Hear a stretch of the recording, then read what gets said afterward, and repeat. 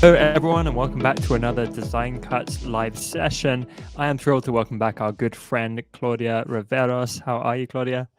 I'm awesome, having such a good time today. What are you going to be sharing with the community today, Claudia?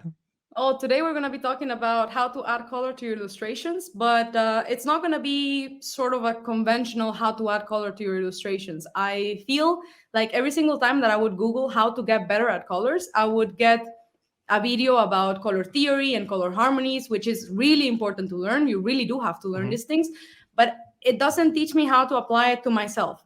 And so from the end of last year and the beginning of this year, I decided that I really wanted to work on this.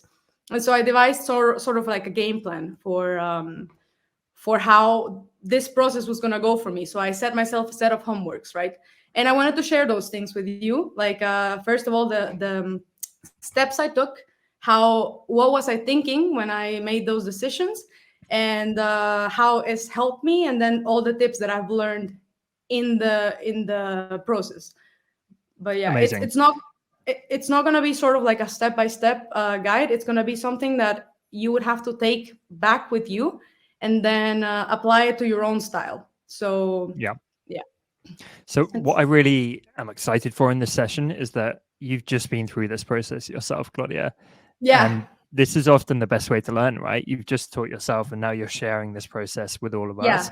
And you're already, an awesome, very established artist, but you're still Thank you. learning, right? You're still working on All the areas time. and Yeah, yeah, weak spots and that kind of thing. So, all the time. yeah, you've done all the hard work, and now you're going to relay all of your learnings to us today. So, thank you for that. So yeah, like I was saying, we're gonna talk about how to add color to your illustrations, and I'm gonna show you basically where I was before I decided to do this. Now, this is one of the first illustrations I did in my iPad, and I'm really happy about it. I really love it. The problem is, I was using my iPad as a pen, as a paper, and you can see all of my little um, my shading basically was done with a sort of like a pencil or a ballpoint pen. And this is great if this is your style, but that's not where I want it to be, right? So if you can see, my lines and my colors are completely separated. So my colors were sort of an afterthought. And I wanted to improve that because I just thought that I could take my art to my next level. And by doing the things that I'll be talking about today, I got to this point where we can see it's more sort of like a digital painting more than a drawing. That looks amazing, first of all. Thank you so much. Another thing that really helped me a lot was finding the right brushes for the style that I wanted to do. So mainly I'll be using the Feels Like Pencil brushes for Procreate, which are my pencil brushes, and Wet and Dry Shoutbams brush set, which is an incredible brush set as well. So those two brushes have helped me basically build this. And my brush is going to be 30% off for this event after a week, I think. So we can, yeah. Okay. I wanted to then get to this point, right?